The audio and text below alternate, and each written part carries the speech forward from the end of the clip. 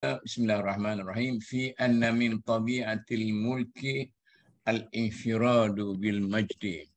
Satu daripada nature pemerintahan ataupun kekuasaan itu ialah monopoli keagungan.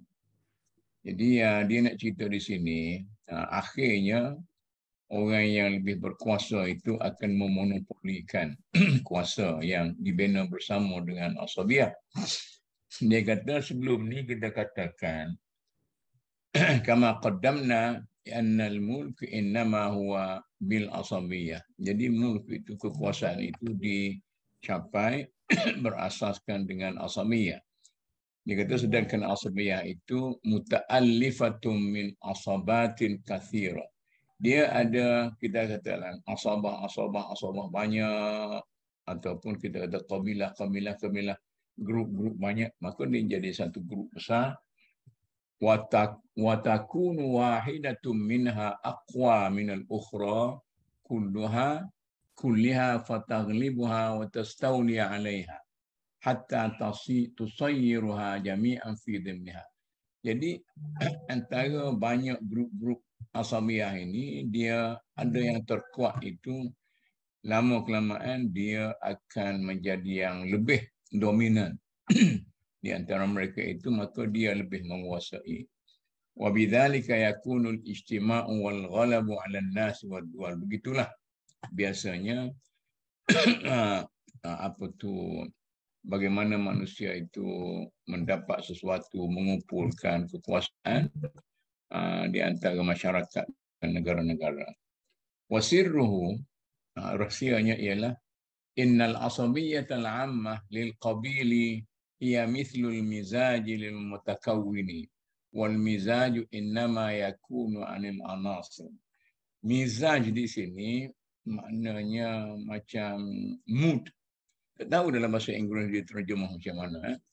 Jadi yang menentukan sesuatu keadaan itu ialah, dia kata wa qad tabayyana fi mawdi'ihi annal anasir idza ijtama'at mutakafi'atan fala yaqa'u minha mizajun aslan.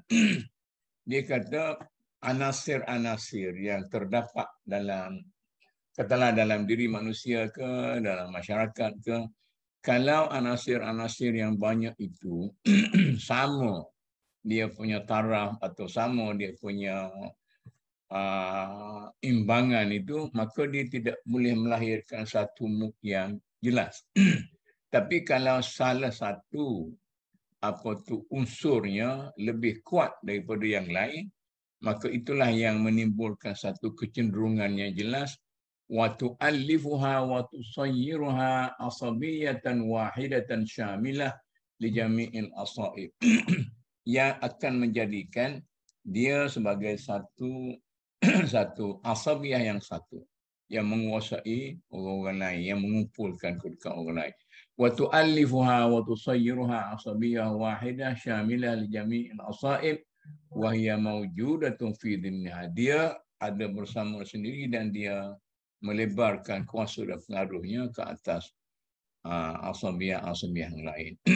Wa tilkal asabiyatul kubra, asabiyah yang lebih besar itu, innama takunu liqaumin ahli baitin wa riasatin fihim wala budda an yakuna wahidun minhum ra'isan lahum ghaliban alaihim. Maknanya dapat kepada satu kaum tertentu atau dapat satu perut yang tertentu, satu keluarga yang tertentu, dan dialah yang akan memegang kepimpinan.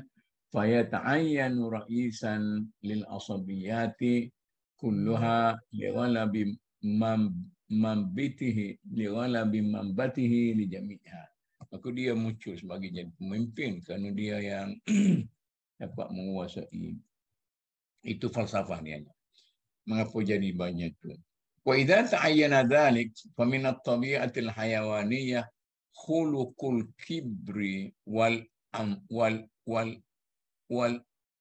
unfati fayanifu hina idzin min al-musamahati wal musyarakati fi istitba'ihim wa tahakkum fihim. Dia kata nature kehayawanan dalam diri manusia itu. Bila berlaku keadaan begitu, maka dia akan menjadi satu pihak yang ego dan tidak akan beralah dengan orang lain. Maka pada waktu itu dia tidak lagi merasa selesa untuk untuk berkongsi pandangan dan kuasa dengan orang lain. Wa yaji'u khuluqu ta'luhu at-ta'luhi alladhi fi tiba'il bashar. Maka dia kata manusia ni dia ada perangai nak jadi kuasa tertinggi macam Tuhan gitu. Maka lahirlah kuasa seperti itu. Ma'ama taqtadihi siyasah min infiradil hakim li fasadil kull bi ikhtilafil hukam. Begitu sebab antara sebabnya ialah kerana politik yang menjiwai kedudukan itu memerlukan infiradul hakim, pemerintah itu berkesorangan kerana hukam-hukam yang lain itu tak berapa betul.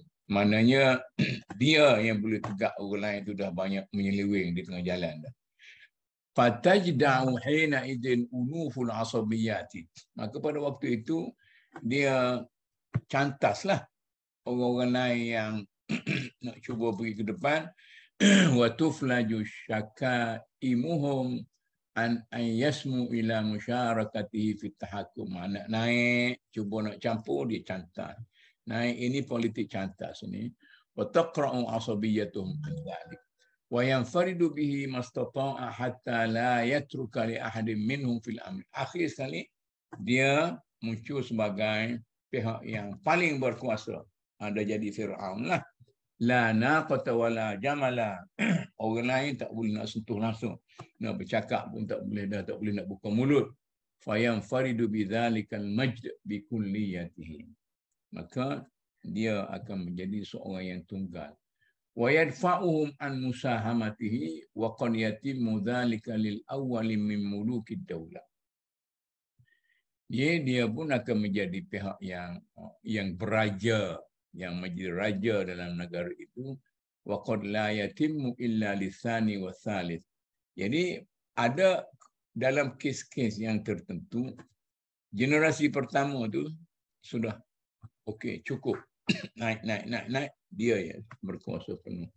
Tetapi mungkin dalam kes-kes yang lain generasi kedua baru boleh dapat capai atau generasi ketiga dan sebagainya.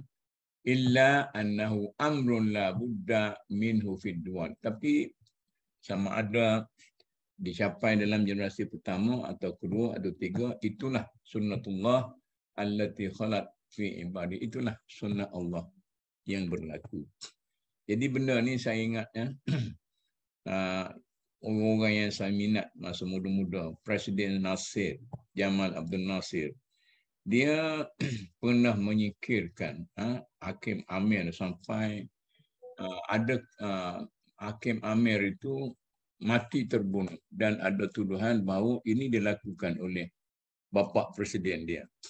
Macam juga Soekarno dengan Bung Hatta, macam tu juga akhirnya berkelahi. Tun Mahathir kita bukan saja ada satu kes, sentiasa berkelahi dengan cantas dia punya timbalan dan sebagainya. Jadi ini yang sudah menjadi satu nature dalam kepimpinan. Jadi kalau orang tidak cantas anda, kalau anda tidak mencantas orang, orang akan mencantas anda. Jadi begitu dalam politik ni. Jadi sesiapa yang tak sanggup mencantas orang, tak payah masuk politik lah. Mak Zia, duduk jadi orang kampung macam saya ni lah. Okey. Itu jelas lah. Nah. Jadi kuasa ni sebenarnya satu benda yang seronok. Bila kita ada kuasa, kita rasa seronok. Kita nak lagi. Dia kata, kalau kita makan, kita akan kenyang. Dia kata kalau, tapi dalam pepatah dia kata ada dua orang yang gelojoh, yang tak akan kenyang-kenyang, talibu ilmin wa talibu malin. Orang yang mencari ilmu dia tidak akan berhenti. Seronok bila dapat ilmu baru. Kemudian satu lagi talibu malin, iaitu orang yang mencari harta. Patut hari ini kita tambah jadi satu lagi, iaitu talibu sultanin, orang yang mencari kuasa. Pak tua-tua bangka pun tetap nak jadi hero juga dalam negara-negara ni. Okey. Kemudian al-faslul hadi asyar fi anna min tabi'atil mulk at-tara. Ini juga macam ni juga ni. Salah satu daripada nature kekuasaan itu ialah boros.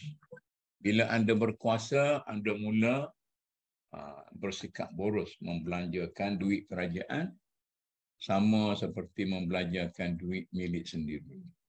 وذلك أن الأمة إذا تغلبت وملكت ما بأيدي أهل الملك قبلها كثر رياشها ونعمتها.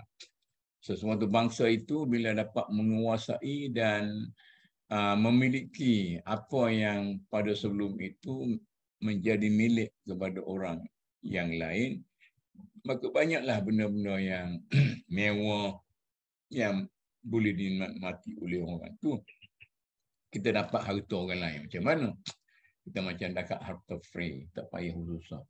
Fatakthur awaiduhum wa yatajawazuna daruratil aishi wa khushunatihi ila nawafilihi wa riqatihi wa zinatihi.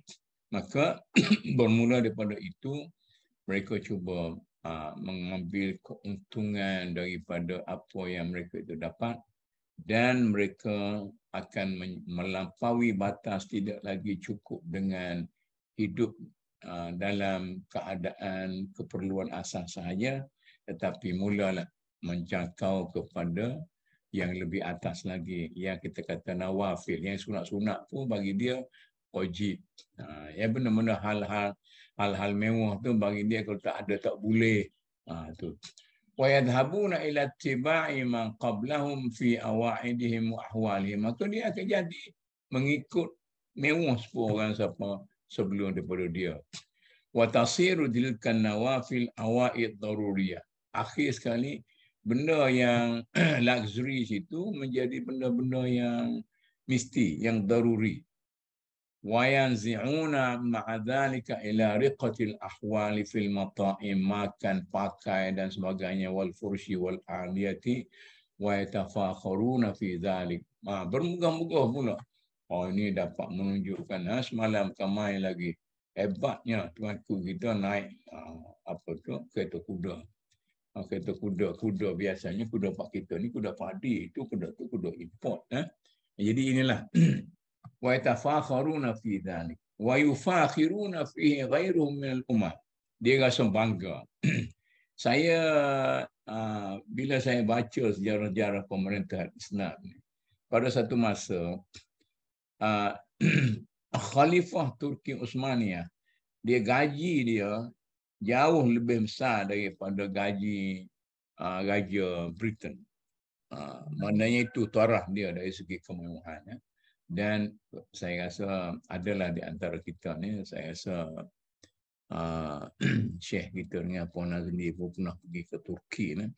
Macam-macam terdapat dalam bekas istana tu dengan keadaan mewah dan sebagainya, yang halal, yang tak halal. Fi akli tayyibi wa lubsil aniq, makan yang sedap-sedap, pakai yang waruku dan kenderaan yang hebat-hebat sebagainya. Wa yunari khalafuhum fi dhalika salafuhum ila akhir daulah. Jadi gaya ni akan diwarisi dari satu generasi ke satu generasi sehinggalah negara itu pupus. Wa ala qadri mulkihim yakuna hazzuhum min dhalik wa tarafihim fihi ila an yablughu min dhalika al-ghayati lid-dawlati ila an tablughaha bihasabi quwwatiha wa awaidi man qablaha. Jadi itulah caranya, warisi dari generasi-generasi sehingga negara itu hancur. Itulah artinya nature sudah jadi nature. Jadi bila dah stabil, dah apa semua sekali, generasi pertama di Indonesia masih lagi generasi yang tidak begitu mewah. Tapi bila sampai kepada Pak Harto, dah mula bermewah-mewah. Kalau di negara kita pun pada peringkat teku apa semua sekali taklah mewah sangat, tapi bila sampai kepada generasi terbaru sudah mencari faedah yang banyak. Okey. Tak apa bangkit lah, tak ada apa. Tok Mut. Ya. Sama jugalah politik, saya rasa sejarah sikit UMNO dulu pun saya rasa okey jugalah, dia memang nak memperjuangkan kemerdekaan, membebaskan diri, tak tahulah quote-unquote macam mana dia define ni. Tetapi setelah kaya kan, setelah banyak duit, maka dia berjayalah invite ramai ahli yang masuk tu. Sebenarnya yalah, kita tengok intent dia orang kan, bukan untuk perjuangan, tetapi untuk yalah benefit, hasil lah kan. Betul. Bila dah kekayaan tu yang jadi nawaitu intendnya, jadi perjuangan tu tidak ada ruh lah saya rasa. Sebab kita kata sekarang tu memanglah kawan-kawan kami pun ramai juga yang UMNO. Memanglah dia orang kata hanya tak apalah, kita sedikit politik sebab semua tak apa. Ini buku politik ni. Betul. Sosiologi kan memang tak boleh lari daripada membicarakan tentang konteks. Dalam negara dia ada konteks tu biasa sebab dia bercampur. Jadi kita boleh bincang lah, bagi saya lah, pasal macam mana sebab UMNO ni adalah satu parti Melayu lah kita katakan. Bukan UMNO sahajalah, parti mana-mana pun. Generasi pertama dia lain sikit, dia punya ala tujuan. Jadi bila dia dah masuk fasa, kita kata apa, fasa Ibn Khaldun jugalah. Jadi dah berjaya. Bila berjaya ada financial return lah, economically taraf kita naik sedikit. Bila taraf naik sikit, nilai kita dah berubah. Ya, itulah. Maknanya itu sudah jadi satu nature. Bukan UMNO sajalah, PAS kan? Kalau kita ambil dua tu, UMNO hebat pada peringkat awal kerana dia dianggotai oleh puak-puak guru. Guru ni nak merdekakan. Bila dah merdeka, dah dalam mengisi kemerdekaan tu, maka kesempatan diambil oleh orang-orang korporat. Jadi bila orang korporat ni, dia macam korporat dia lah. Cari keuntungan dan sebagainya, beli, jual, politik dan sebagainya.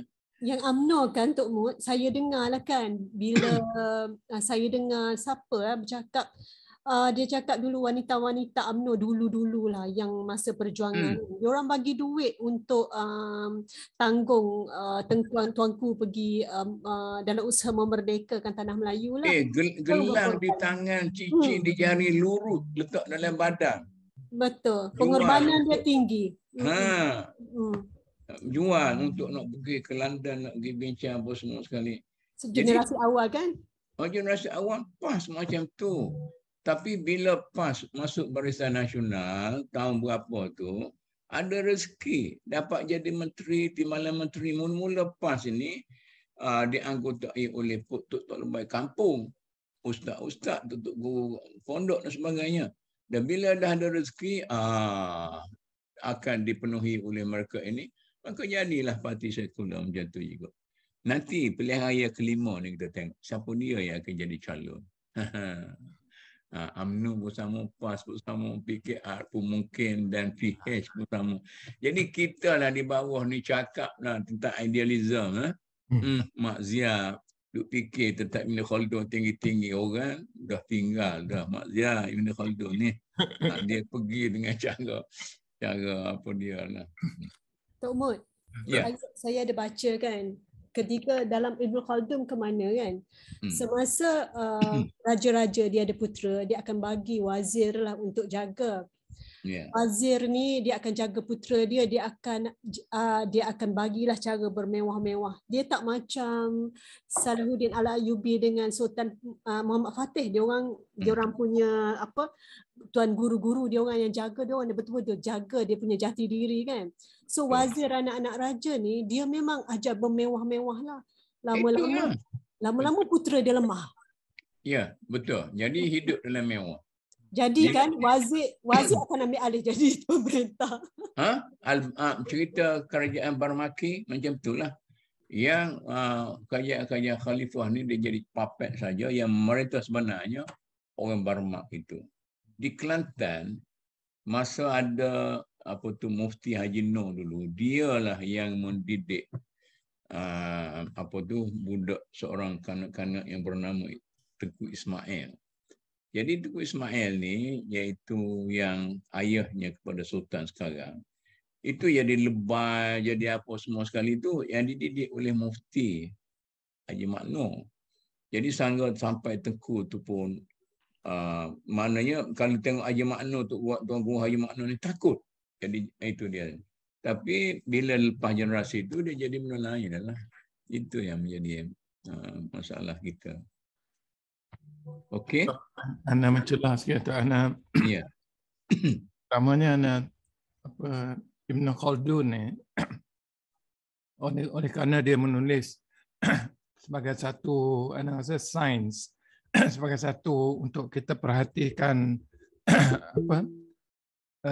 nature ataupun tabi'i. Ya, ya. Sesuatu tamadun. Jadi ana rasa dia punya perbuktiannya adalah dalam kita melihat dalam apa yang berlaku dalam sejarah dan mungkin apa sedang berlaku pada kita dan akan menjadi sejarah. Dalam fasa yang kita baru baca ni, ana sambil dengar Datuk berbual dengan Nazli dan juga masa Datuk baca daripada teks Arab tu, ana tak tertarik bagaimana paragraf-paragraf itu disusun. Pertama kita kata ini ialah pengkajian sosiologi. Sebab tu dia panggil, dia guna dalam bahasa Inggeris sebut ni social organization. Jadi organisasi sosial itu yang mana superior, yang ulung, yang paling kukuh, yang paling kuat, boleh mengatasi yang lain. Jadi itu dah fasa yang dikatakan asabiyah, atau dalam bahasa Inggeris dia sebut sebagai apa? Cohesion. Jadi dalam banyak-banyak grup-grup tu, satu grup yang lebih kuat akan mendominasi. Yang ni seperti Datuk dan Puan Nazli bincang tadi, saya banyak dalam sejarah Malaysia pun, baik UMNO, baik PONPAS, baik pun kita sedang melihat coalition atau perikatan atau pakatan-pakatan ni lah. Jadi satu grup akan lebih dominan. Macam UMNO dalam Barisan Nasional, dan juga UMNO dan Mahathir contohnya dalam UMNO. Jadi satu masa dulu orang yang duduk belakang Mahathir atau yang boleh pengaruh tu kuat. Jadi dia kalau ikut Ibn Khaldun ni akan lama-lama dapat kuasa lebih tinggi. Betul. Itu paragraf pertama, itu grup. Paragraf yang kedua kalau ikut paragraf dalam ni, lama-lamaan individu tu akan tonjol. Jadi Mahathir lebih mengatasi yang lain-lain, menyebabkan orang lain dalam UMNO berdiam diri. Makna dia group cohesion, kekuatan UMNO tu terhakis dengan kekuatan individu dalam UMNO. Kerana kekuatan peribadi dia. Itu kata orang dalam mesyuarat, bila hidung Mahathir tu berair, orang tak berani cakap seorang pun. Jadi ini dia rasa macam jadi kalau ini Khaldun punya tesis ataupun dia punya pemerhatian sejarah, kita pun akan melihat ini boleh kita hatikan dalam mana-mana pakatan gerakan ataupun parti-parti politik jugalah. Apakah sampai tahap di mana individu tu mengatasi asabiyah? Betul. Dan individu tu akan diberi, yang lain-lain tu akan menyendiri. Sebab tu dia sebut tadi bahawa bila leader tu become so strong, yang lain tu refrain, tarik diri. Jadi dia membenarkan individu tu begitu rupa sehingga dia jadi egoistik. Kita kata ego lah tadi. Jadi bila dia jadi, maka dia merasakan dialah yang paling kuat. Paling kuat. Okay. Itu dari pindah daripada grup ataupun jamaah kepada individu. Dan kemudian pula individu tu dalam suasana ada kemewahan, maka dia akan lebih hidup mewah tu akan mencorak dia, lama-lama mencorak juga kumpulan itu. Ya. Jadi kalau ikut Ibn Khaldun pula, ini adalah mula-mula tanda untuk kejatuhan. Ya. Jadi kita mungkin akan melihat kejatuhan ni dalam kita sedang melihat sejarah dan juga kita sedang melalui sejarah. Ya, betul. Kemungkinan UMNO akan jatuh lebih teruk. Kalau kemewahan itu menjadi dominasi dalam UMNO.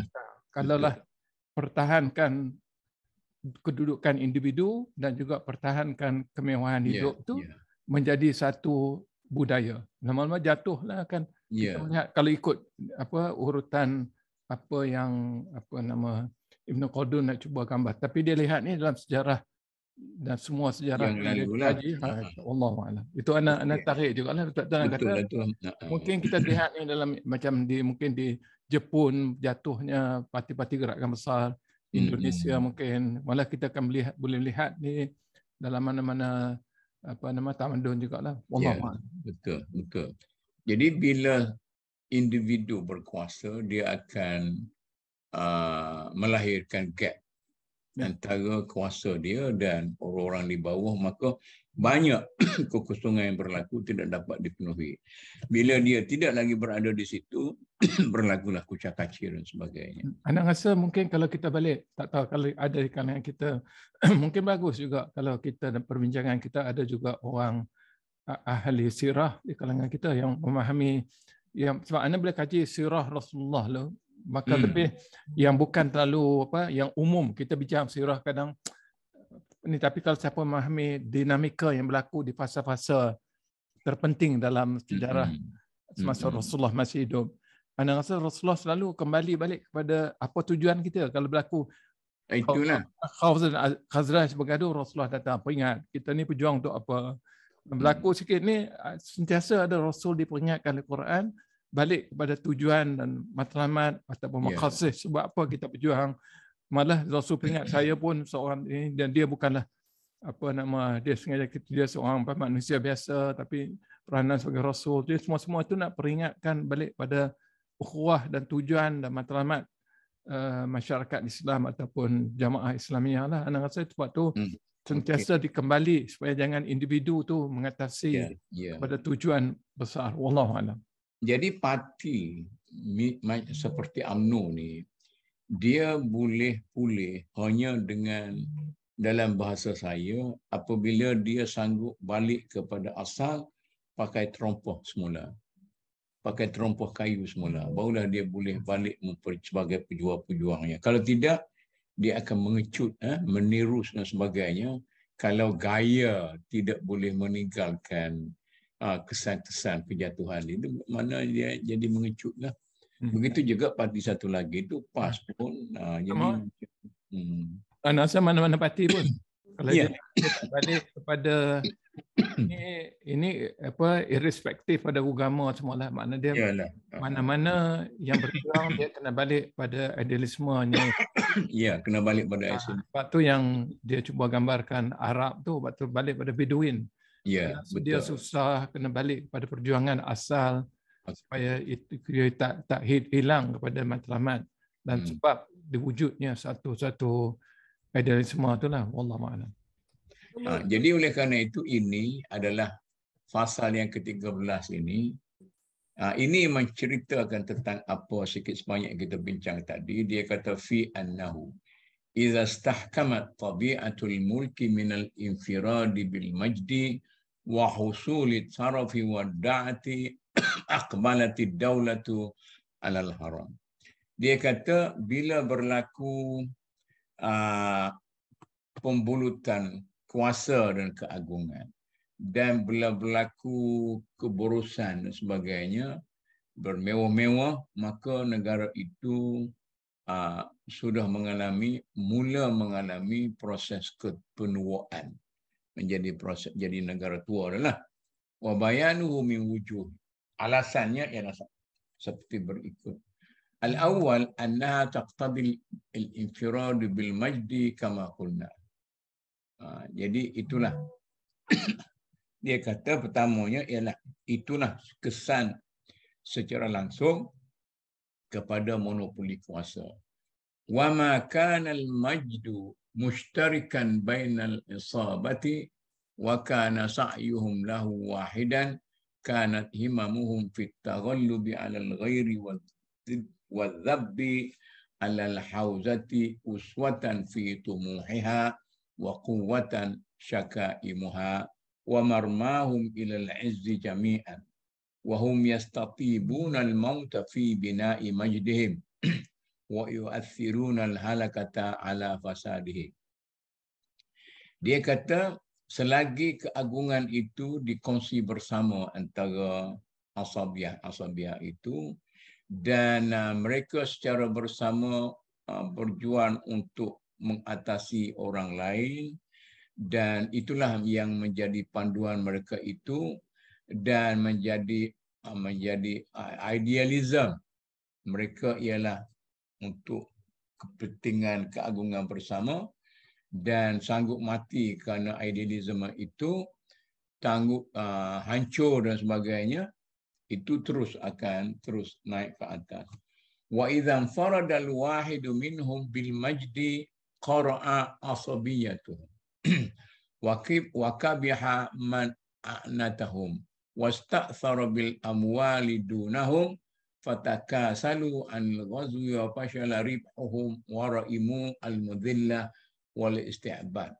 Dia kata kalau sudah kuasa tu dimonopoli oleh seseorang, maka orang lain pun relax lah. Malah aku tak nak dah berjuang kerana ikut dia lah dan sebagainya. Dan malas. Summa rabbiyal jalilul thani minhum ala dhalika. Maka generasi yang al-jalilul thani, generasi kedua pun akan menjadi macam tu juga. Yahsabuna ma yanalahum minal ata'i ajran minas sultani lahum anil himayati wal ma'unah la yajri fi uqulihim siwahu. Jadi lahirlah generasi yang sekadar mengharapkan kepentingan daripada pihak berkuasa. Jadi mana orang yang sekadar menunggu faedah apa yang saya dapat barulah saya nak bergerak. Orang kata hari ni kita nak genyeh UMNO sikit dah ini. Dia kata no money, no work, tak ada duit, tak payah buat kerja. Sebab tu tak ada pelincir, tak ada lah dulu macam dulu apa-apa semua tak ada. Pataka salu anil ghazwi wa fashila ribhum wa ra'imu. Jadi datang generasi seterusnya juga. La yajri fi uqulihim siwa, hama mengharapkan habuan saja. Wa qalla an yasta'jir ahadun nafsahu 'alal mauti. Tidak ada lagi orang yang nak mengorbankan dirinya. Fayasiru dzalika wahnan fid daulati. Itulah menjadi unsur kelemahan negara itu. Wa haddan minasyaukati utuqbalu bihi hatta ala manahid dha'fi wal harami li fasadil asabiyah bidhahabin. Maka itulah yang dikatakan sebagai asabiyah itu telah menjadi rusak dan telah menjadi tua kerana fasadil asabiyah bidhahabi al-ba'si min ahliha. Dalam saya duduk berbual-bual dengan orang Arab ni, pada satu masa saya pergi ke Jordan, saya bercakap saya tidak lancar kalau saya bercakap bahasa standard, bahasa BBC tak boleh bercakap. Kalau kita bahasa dialek, saya boleh bercakap. Akhir dia orang tegur, kenapa kamu tidak bercakap Arab? Kamu cakap Mesir, Egyptian. Saya kata, tidakkah Mesir itu dunia? Mok segala dunia. Dia perli macam mana dia kata? Dulu yes. Dia kata dulu Mesir ni mok pada dunia. Sekarang ini mok tu sudah menjadi tua dan sudah menjadi nenek. Tidak produktif lagi. Ini ceritanya bagaimana reformasi yang dibuat oleh Syekh Muhammad Abduh di Al-Azhar kekal berfungsi sampai dapat kita mendapat faedah daripadanya dengan pembukaan sekolah-sekolah berbentuk lebih moden. Dulu pondok tu konservatif. Kemudian bila Abduh buat reformasi pendidikan, jadi puak-puak pengikut Abduh inilah yang dikatakan orang agama memperjuangkan kemerdekaan itu puak-puak Abduh ni lah yang setengahnya dianggap sebagai kaum muda dan sebagainya. Jadi puak-puak konservatif lama tu dia hidup cara dia dan dia statik dah. Tapi akhirnya puak-puak yang dibina oleh Abduh ini pula telah menjadi statik macam tu juga. Pergi ke Azhar, balik sekadar untuk nak makan gaji, sebagai untuk nak jadi begitu-begitu, maka terjadilah begitu. Yang kedua, Tok Mut. ya. Nak tanya sikit lah pasal konservatif dengan orang kata apa ni, yang Syekh Muhammad Abduh tadi kan. Saya semalam saya adalah dengar tentang bahasa Melayu dan bahasa kita lah, basically kita bahasa-bahasa yang orang kita lah, khususnya orang muda lah. Macam kami ni muda-muda lah. Dan bahasa Melayu kita tidak lagi mendapat tempatnya. Betul. Saya kan Tok Mut, saya bukanlah kata nak orang kata apa nak sokong sekarang punya keadaan, tapi saya tengok dekat Indonesia kan, bila dia bukan revolusi lah, dia dalam bahasa Indonesia kan, dia mula macam ni, dia tengok dia punya rakyat bercakap bahasa apa, jadi dia ikut lenggok rakyat dia. Jadi kadang-kadang kan macam perkataan manajemen tu kita adalah manajemen kan, pengurusan kan. Dia tak kata pengurusan, tapi dia apa dalam kamus dia juga manajemen. Jadi dia masukkan maknanya bahasa dia evolve. Saya tengok ni saya punya pendapat dah. Kalau Tok Mus tak setuju, tak apalah, tak setujulah kan. Tak apa. Jadinya macam kita ni, kita nak paksa rakyat kita supaya balik kepada bahasa lama kita. Jadinya dia ada satu gap tau antara yang tua dan yang lama, yang baru dengan yang lama.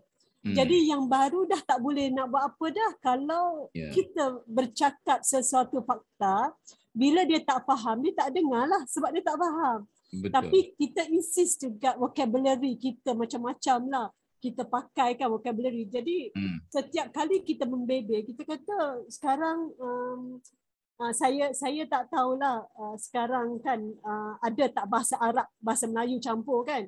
Sebab Tok Mut, kalau kita tengok bahasa Arab Ibn Khaldun pun dia agak moden tau. Dia kan hari tu kita cakap dulu kalau bahasa Arab Fursah dia memang feminine, maskulin kan.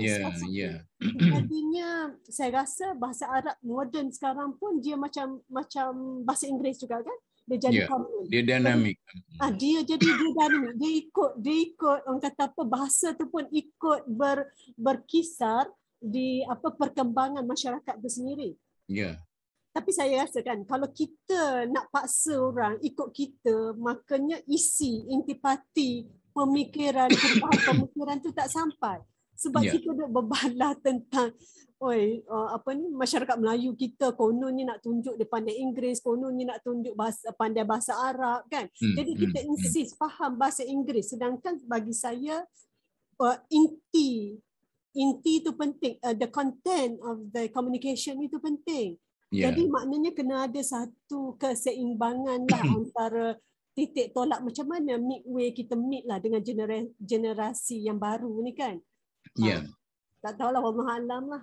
Dia dalam bahasa ni dia ada dua mazhab. Satu mazhab ni Sufia dan satu lagi mazhab Asmah Jumal. Ini dalam bahasa di Malaysia ni dua ni guru besar.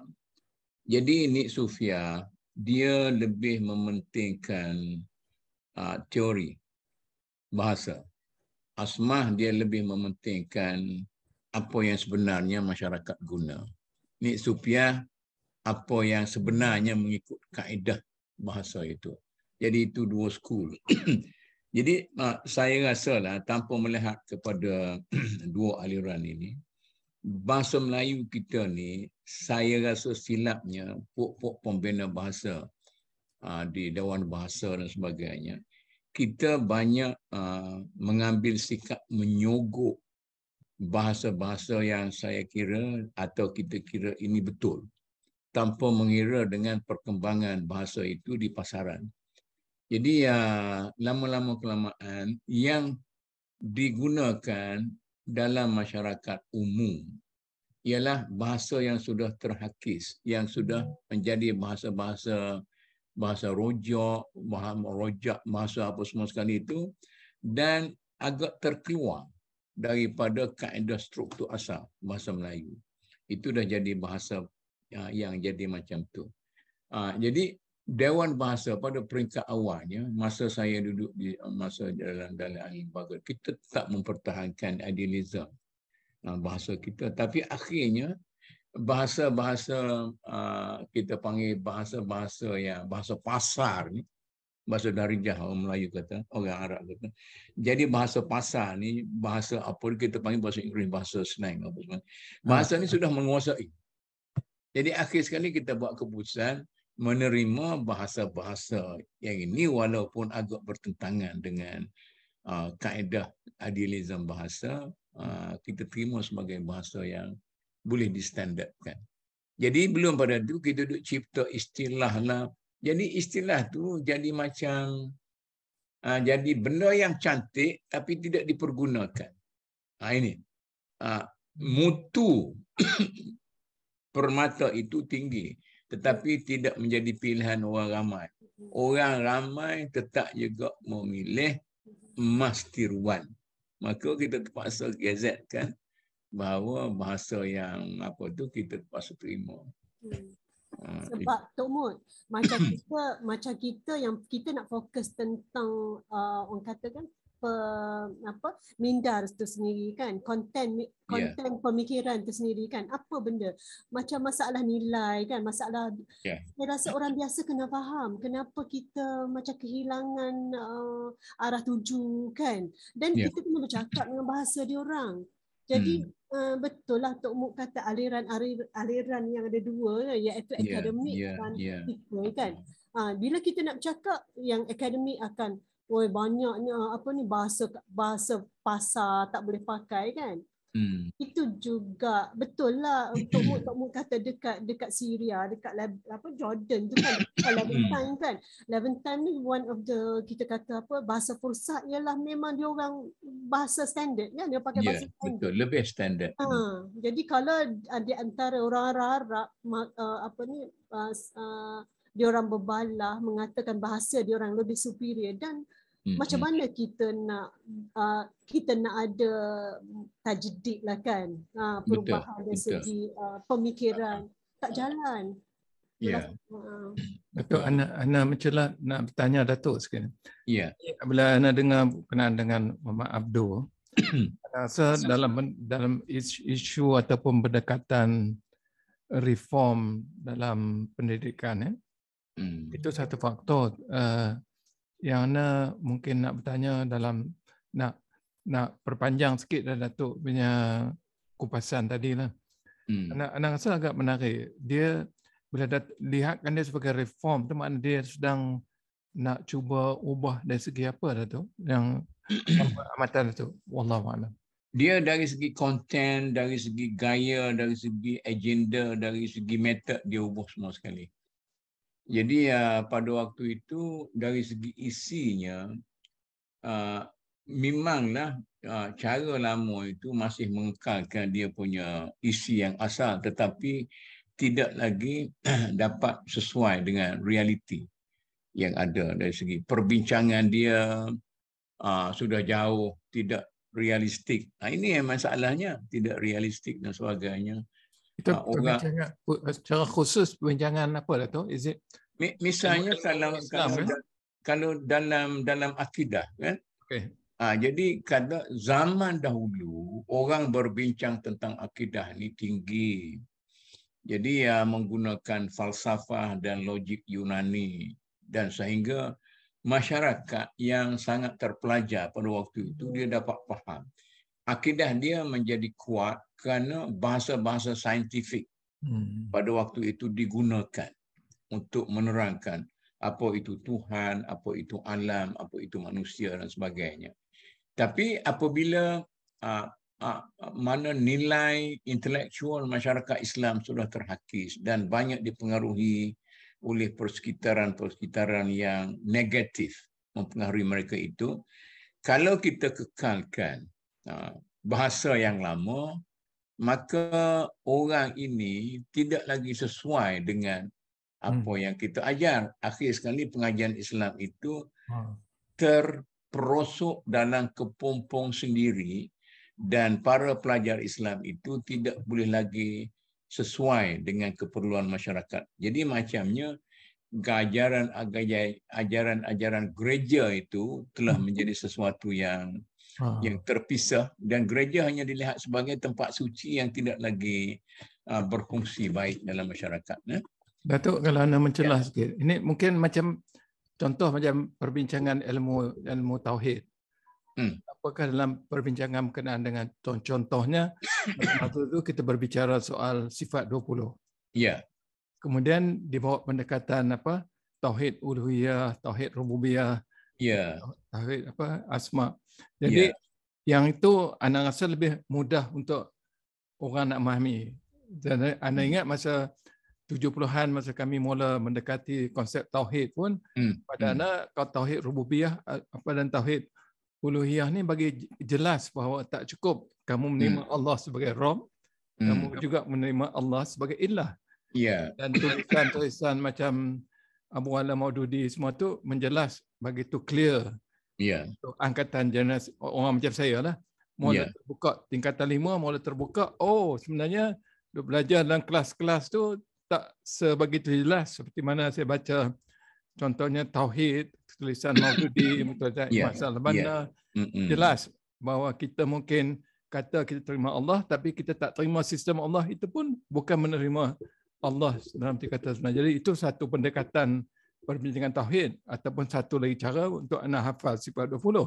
Tapi tak akan mudah sebegitu jelas untuk orang muda 70-an betul nak faham lah. Wallahualam. Apakah itu satu contoh? Ya, satu contoh yang betul lah. Tapi kalau kita cakap, orang kata kita ni Wahabi. Itulah. Jadi pelabelan itu, Wahabi, Ahli Sunnah, apa-apa semua sekali itu, sad to say kita katakan, satu benda yang boleh menghalang. Jadi abdu telah ditentang sehingga menjadi, pada suatu waktu dia menjadi semacam crossover. Menjadi benar ganjil dalam masyarakat, dipertikaikan oleh orang. Risalatul Tauhid yang ditulis oleh Muhammad Abdu lebih menekankan soal bagaimana kita memahami tauhid ini dalam realiti masyarakat yang ada.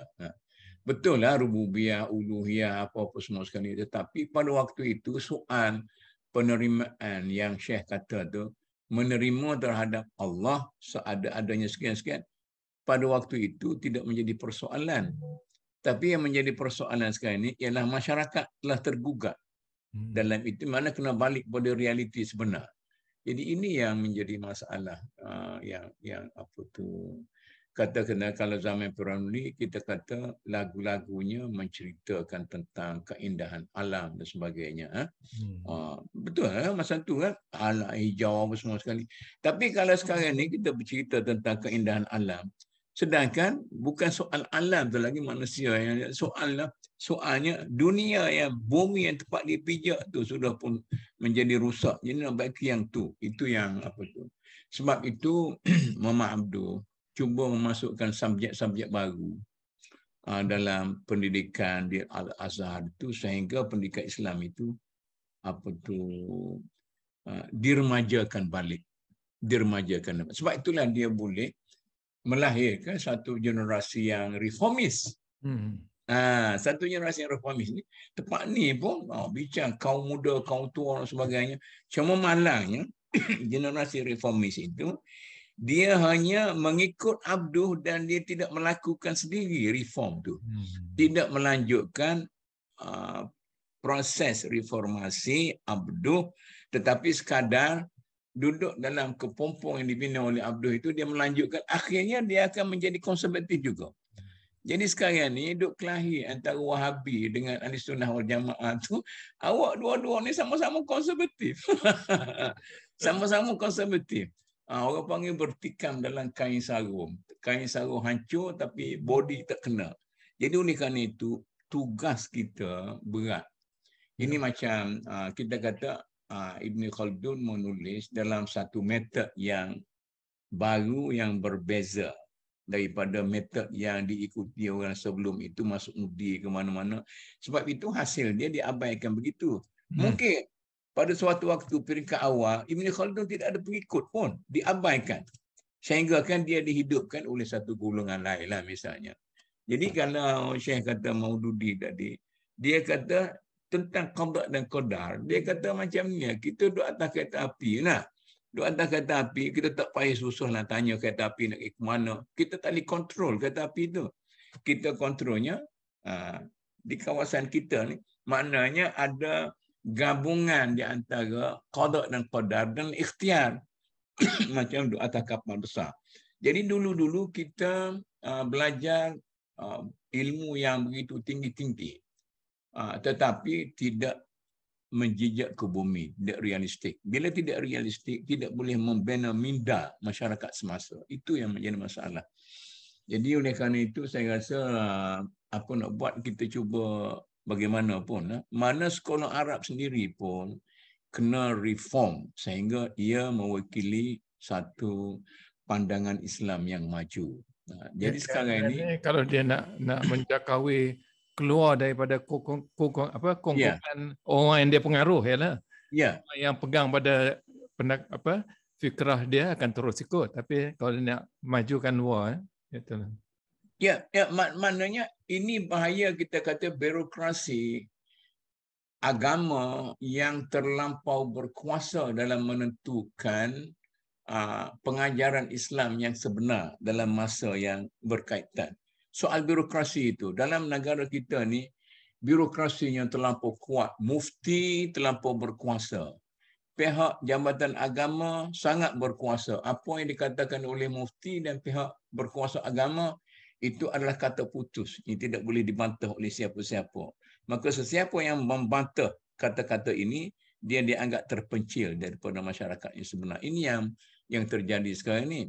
Jadi kalau macam tu, tapi kita yang orang nak reform ni pun, kalau silap langkah, kena bedal lah. Bila kena bedal tu hancur. Jadi macam air salji. Okey.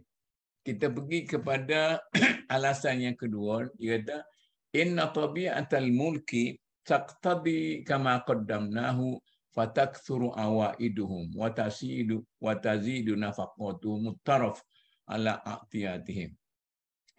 Jadi pertama tadi faktornya faktor pembulutan kuasa. Bila kuasa dibulut, orang lain jadi pasif. Yang kedua ini ialah faktor pemborosan. Bila berlaku pemborosan, maka yang survive-nya ialah orang-orang yang puak-puak brojol. Puak-puak tu saja, puak marhain tak boleh survive. Jadi merempat. Ini yang dikatakan Karl Marx. Dia punya idealism itu baguslah. Tetapi itu yang menjadi masalah. Kemudian itu yang keduanya. Mu'aidan yang ketiga di bawah tu Dr. Basri. Idza kathurat tarafu fid dawlati wa sara ata'uhu muqtasiran ala hajati wa munafaqatihim ihtaja sahibud daulah alladhi was sultan ila ziyadatu fi. Jadi bila masyarakat tu mengharapkan, upah dan ganjaran dalam perjuangan, maka pihak berkuasa, ini yang terjadi pada UMNO bila jadi kalah tu, bila maknanya awak kena tambah, ganjaran kena tambah, lantik awak sebagai ahli jawatan kuasa, satu ahli jawatan kuasa tak cukup, saya nak lagi, bagi satu lagi, nak lagi, sampai seorang tu 12 dalam 12 komiti untuk dia seorang. Macam oleh kerana itu, dia pula orang politik yang tidak ada pengalaman dalam pentadbiran korporat. Diberi duduk dalam 12 komiti. Dia kalau dia cakap pun jadi pok pandir, cakap-cakap dia.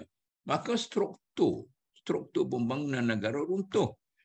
Jadi oleh kerana itu, maknanya kita kata, zadatinu ballah, orang Arab kata. Makin lama tanah makin berlumpur. Makin lama makin berlumpur. akhirnya jatuh. Yang ketiganya sar inna tabi'atal mulki taqtadi da'ah. Jadi pemalas. Jadi diulang tadilah. Jadi mana satunya pembulutan kuasa. Yang keduanya boros. Yang ketiganya tidak lagi ada semangat perjuangan yang baik, memalas untuk berjuang, maka bangsa itu dilihat oleh bangsa-bangsa yang lain sebagai bangsa yang tidak lagi bermutu tinggi. Yep. Jadi oleh kerana itu, bila ada tiga, dia kata itulah bermulanya kejatuhan. Wa'tubira dzalika fid duwal allati akhbaruha fi suhufi ladaika tajidu ma qultuhu laka min dzalika sahihan. Dia kata tengoklah dalam berita yang ada di hadapan kita itu, apa yang saya katakan ini adalah betul dan benar, kata Ibn Khaldun. Warubama yahdutsu fid daulati, sempat ke saya langkah-langkah sikit untuk soalan kita. Warubama yahdutsu fid daulati idza tarakaha hadzal haram bitarafir raha an yatakhayyara sahibud daulah ansaran wa syi'atan min ghairi jildatihim mimman ta'udul khushunah fayattakhidhuhum jumdan yakunu asbaru 'alal harbi وأقدر على معاناة الشدائد من الجوع والشرف ويكون ذلك دواء للدولة من الحرم الذي عساه أن يتركها حتى يأذن الله فيها بأمره. Inilah dia kata bila negara itu berhadapan dengan kelemahan, kerajaan terpaksa mencari orang lain untuk bekerja untuk negaranya. Orang Melayu dah tak mau lagi bekerja jadi buruh, tak mau bekerja yang bawah-bawah, panggil orang Bangla, panggil orang Indonesia. Jadi akhirnya negara kita bergantung kepada orang-orang luar. Ini kata dia ni. Jadi Dato', Asabiah Melayu UMNO dulu dah hilang dah terakhir. Dah hilang dah puak-puak dia dah jadi pasif, dah jadi mengharapkan duit, jadi subsidi, nak buat surau minta daripada kerajaan dan sebagainya. Itulah menjadi penawar sikit ialah orang-orang luar. Wa hakadha kama waqa'a fi daulati Turki bil masyriqi fa in ghalaba junduhal mawali min at-Turki fatatakhayyaru mulukum min ulaikal mamalikil mahlubina bainahu mahlubina ilaihim fursanan wa jundan fayakununa ajran 'alal harbi wa asbara alladzina kanu qablahum wa rabbu fi ma'in na'im wa sultan. Jadi dia kata contohnya di belah timur ni kerajaan Turki. Bagaimana kerajaan Turki terpaksa bergantung kepada faktor-faktor lain daripada luar, daripada negara itu. Begitu juga kerajaan Muwahhidin di Afrika. Fa inna sahibuha kathiran ma yattakhidhu ajnadahu min zananatin wal arab wa yastaghfiru minhum wa yatruku ahlud daulatil muta'awwidin litaraf fastastajiddu daulah bidzalika umran akhar saliman minal harami. Dia kata inilah yang membantu negara itu boleh bangkit balik.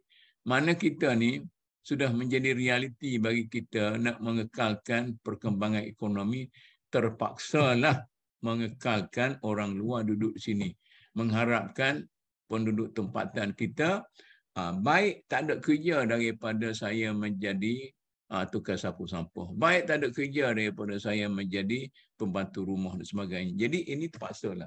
Jadi kita tengok kalau dalam kes Turki kan, Turki bila dia jatuh sekejap, kemudian dia naik kembali. Maka dia buat langkah peremajaan semula dan tidak lagi bergantung kepada orang tempatan dalam proses ini, terpaksa bergantung dengan orang lain. Itu yang minggu depan ni dia kata bolehlah kita tengok dekat negara itu ada. Sebenarnya Ibn Khaldun ni juga percaya kepada putaran alam. Nanti kita bincanglah minggu depan. Dato' Ana kena tanya soalan ni, tapi sebelum kita monti jugalah. Kerana Ana tengok Ibn Khaldun daripada awal mengatakan bila asabiyah tu makin kuat, dia juga akan bertembung dengan asabiyah yang lain. Ana terfikir malis dalam kita proses kematangan negara kita, pertembungan asabiyah tu tak diurus dengan baik. Anda rasa lah. Sebab pertamanya anak tertarik. Ibn Khaldun pemerhati begitu sekali dari sejarah. Dia mungkin observe. Tapi anda juga yang bertanya. Satu ialah proses kenaikan asabiyah tu dia jadi kuat kemudian jatuh. Bermakna asabiyah tu kalau dia nak pindah nak jadi kita panggil apa satu hadari, dia akan bertembung dengan asabiyah yang lain. Dan kebolehan untuk dalam kataan integrasi ataupun merging antara 2-3 asabiyah. Dalam konteks Malaysia, bagaimana Melayu berinteraksi dengan Cina dengan India. Kita belum ada formula yang boleh menyebabkan lahir satu ketamadunan yang mungkin lebih ulung. Jadi kalau kita pertahankan yang Cina dengan Cina, Melayu dengan Melayu, India dengan India, soal masa ialah India akan jatuh, Melayu akan jatuh, Cina pun akan jatuh. Ya, betul. Betul. Kalau ikut Ibn Khaldun punya pemerhatian lah. Betul. Tapi bila kita bincang tadi, seolah kita membincang UMNO, bagaimana sebab kita UMNO ni perbincangan nak kuasa. Tapi orang Melayu dia mungkin ada yang umumnya dapat kuasa balik pada yang poin yang ketiga lah, balik menyendiri. Dia tak mau lagi nak dia duduk menyendiri. Ada sebilangan Melayu yang nak kuasa tu dan dia jadi nak kaya sangat, tapi ada bilangan ni banyak orang Melayu dah tak ambil endah dah. Sebab tu orang Melayu tidak lagi asabiyah yang bangun satu masa serentak, tak ada dah. So, orang Melayu dah berpecah. Ya. Kalau budaya Melayu lah. Ya, dia kalau kita berada dalam satu grup yang terlampau eksklusif, kita rasa kita kuat. Tetapi dalam grup yang eksklusif itu, kita terpaksa bertembung sesama kita sendiri. Bagi Tun Mahathir masa tu, tidak ada pilihan lain. Kalau aku tak cantah Musa, aku jatuh. Kalau aku tak cantah Ghaffar Baba, jatuh. Kalau aku tak cantah Anwar, jatuh. Kalau tak cantah Spotlah, aku jadi kurang populariti. Kalau aku tak cantas orang ni, itu dia terpaksa buat. Sebab dia bersilat dalam gelanggang UMNO yang sangat eksklusif. Itu yang masalahnya. Jadi oleh kerana itu, kebangkitan Islam pada zaman keagungannya, dia lebih terbuka. Dia menerima unsur Farsi, bangsa berbagai, multi religious, multicultural, unsur Koptik, unsur India, China dan sebagainya kan. Maka cepatlah Islam itu menjadi suatu tamadun yang sifatnya internasional dan universal. Jadi silat ini perlu. Jadi pada masa awal Islam itu ada juga lah kesilapannya, kerana banyak bergantung kepada orang Barmak, maka orang Barmak itulah menjadi pemerintahan sebenar. Maka khalifah Abbasiyah pada waktu itu menjadi puppet lah di tangan orang Barmak itu, menggunakan itu saja tuanku, tapi yang memerintahnya bukan tuanku lah. Jadi mungkin satu perkiraan yang cukup halus dan perlu diselesaikan dengan hati yang tenang, kepala yang sejuk dan sebagainya. Tidak sebagaimana yang kita tengok pada hari ini, semua orang bergupuh kapal, beremosi tinggi dan sebagainya. Saya tak contohlah sikit, tak apalah sikit lah. Dalam kes Najib, semalam kita bincang sikit lah. Dalam kes Najib, orang tanya saya, siapa betul? Saya kata betul mana? Kamu semua beremosi, penyokong pun beremosi, penentang pun beremosi. Jadi emosi tidak boleh memberi jawapan yang akademik yang betul-betul. Jadi awak kena betul-betul objektif dan duduk elok-elok dulu fikir macam mana. Sebab itu orang kata, kalau dalam sebuah panggung wayang itu berlaku kebakaran, kalau sekiranya orang dalam panggung itu telah terdidik keluar dengan secara tenang, tidak akan ada casualty. Tapi kalau mereka tidak terdidik, mereka berebut untuk keluar, Maka kerana berebut itu ada yang jatuh ada di Mu'aisin. Nah, kes Mu'aisin bukan kerana apa? Kerana disiplin itu tidak ada disiplin. Maka ramai orang mati dipijak kerana semua orang gopoh dan beremosi dan sebagainya. Itu yang satu faktor di sini juga saya rasa soal tension, soal peningkatan emosi, soal kita tidak ada dalam parti-parti politik kita orang yang betul-betul dia akan lepas. Mula-mula dia nak ambil peranan. Saya menjadi seorang satu pihak yang boleh menggabungkan semua sekali. Tapi kadang-kadang dia tebas orang juga. Itik patah kaki lah. Atau apa lagi yang akhir-akhir ni Haji Hadi kata. Jadi macam mungkin dia tidak sabar juga. Akhirnya terkeluar juga daripada itu. Datuk Anasa di Malaysia pun kita belum berjaya membawa agenda Islam sebenarnya. Kalau agenda Islam macam kata almarhum Ismail Faruqi, dia tak lihat pada color kan, warna. Jadi kalaulah kita boleh meletakkan agenda, maknanya kalaulah tapi mana-mana yang sedang nak berjuang Islam dalam jalur politik tak berjaya bawa Islam sebagai alternatif yang viable, menyebabkan kita punya apa kita panggil apa tak percaya antara kaum itu makin melebar. Ya, betul. Itulah kita kena fikir macam mana secara. Ana nak buat satu sebelum Datuk punya komen pasal Tun Mahathir. Ana melihat pun bila dia tarik diri daripada UMNO, dia nak undur diri, dia menangis semua tu kan. Ana masa tu ana duk perhati, ana punya observation was ini jelas dia tak berjaya dalam nak membentuk budaya dia tak boleh menangani budaya Melayu. Betul. Budaya Melayu tu terlalu kuat menyebabkan dalam UMNO pun selain pada Datuk sebut mengenai perbalahan dia dengan figura-figura lain, tapi budaya Melayu tu tak dibentuk. Maknanya bukan kita budaya Melayu tak jadi Islam lagi lah. Melayu masih nak duduk tahap Melayu, tak membawa Islam. Betul. Dalam kata sebenarnya sebab tu kita tak boleh menangani, tak keluar. Jadi Mahathir mengalah. Menangis boleh, jerit dah.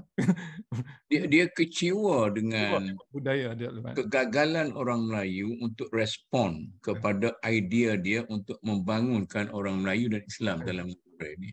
Itu saya lihat ialah pengakuan dia, saya mengalah, saya tarik diri, sampai dia tak ada cara lain, dia terpaksa mengundur. Dan diminta maaf pada bangsa tak ini. Tak apa dia.